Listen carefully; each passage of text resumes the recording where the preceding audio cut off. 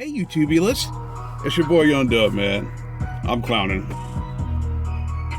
I've been meaning to do this unboxing for a minute here. This is the Dual XVM279BT. I think I said in the previous video that I did, man. A friend of mine bought this. She was ready to put it in her Jeep, and it's just been sitting around here, so I figured let me go ahead and get this video out the way, man. So y'all know me, I did have a Dual X276 DVD, or no, XDVD 276BT.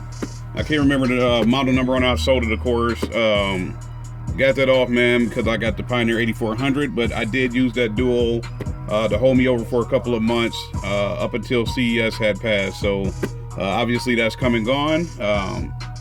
Based on me using that, she decided this is something that could hold her over, and she's not into car audio or anything like that. So we'll see what's up with this, man. So y'all see it, 7-inch LED backlit LCD touchscreen, all the specs across the bottom there. We know a 7-inch screen. It does do USB and SD card. Keep in mind that's their version of that, and now granted, when I say all this stuff, I'm coming from the mind frame of somebody who had 8200 next and then used the Dual to hold him over to get to the 8400. So take for it what you will with this. It does have an app that you can use for remote, and like I said, this one is mechless. So with all that being said, there's nothing left to do but open this joker up. Let's take a look inside the box.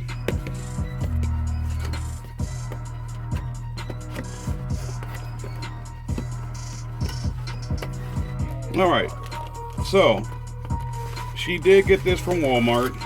Wasn't anything that was shipped to her. However, if it was going to be shipped, y'all see it would be good to go based on the styrofoam packaging in it. And man, take a look at that. You talk about short chassis, that's what's up. So for somebody like me, running around here in the Chevy Tahoe, having a short chassis radio would have been great, due to the fact that, I mean, don't get me wrong, there's some real estate behind that stereo, but with me running an 8200 next, man, there's a lot of stuff that I got going on for my stereo, and I will do some updates on that. They'll be coming soon. But yeah, man, take a look at this screen, man. 7-inch mechless. On the front end here, this looks like a beauty plate, but it's not. It's actually made into the stereo. So hopefully y'all get, let's see if we can zoom in on that so y'all can see. This Dual has the model number and then the power connection. So that's cool that they give you that layout. I think, you know, Dual it's not exclusive to Walmart, but I'm pretty sure Walmart is the biggest retailer that carries their products. So I don't know, but let's take a look at the owner's manual. What you say? And we'll get the power harness out there. So, you know, pretty standard. You got your power connection, power there, your ground connection, and of course all your speaker wires, man. If y'all into this and do any type of stereo install, you know what all this stuff is, man. So shout out to Dual for that. They give you the mounting hardware. So obviously when you buy this stereo, basically all you have to come up with is the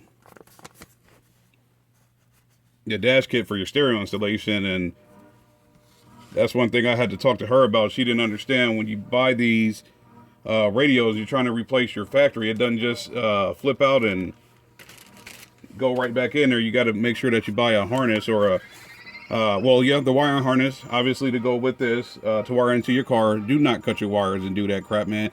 You never know if you're going to have to take this thing out and put your factory back in there, so don't cut your wires. Buy the freaking wiring harness, man. It can't be no more than 20 bucks. So I had to let her know, you know, you need to get that.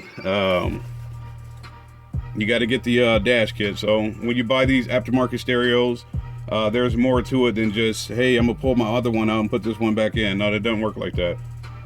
So I mean, you know, like I said, pretty decent radio. There may or may not be a follow-up to this video with her actually using it. I'm going to assume that these are the subwoofer out and obviously your antenna. I'm gonna assume that these RCAs are for a subwoofer hookup. But like I said, as far as me, I don't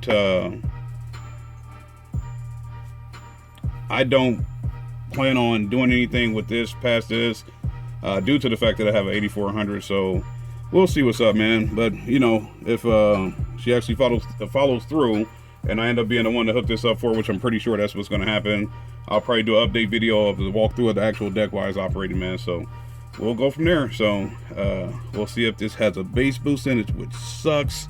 So you know, I didn't make the radio. But we'll get that done, man. So let me stop clowning. It's your boy Young Dub. Y'all know the deal. Any questions, comments, concerns, go ahead and hit your boy up, man. I'll try to do my best to get back to everybody. If you haven't caught on to it, maybe a subscriber, could be somebody passing through that's just taking a look at this stereo, kind of mimicking some of my favorite YouTubers. So I'll just go ahead and end with this. It's your boy Young Dub. I'm out of here.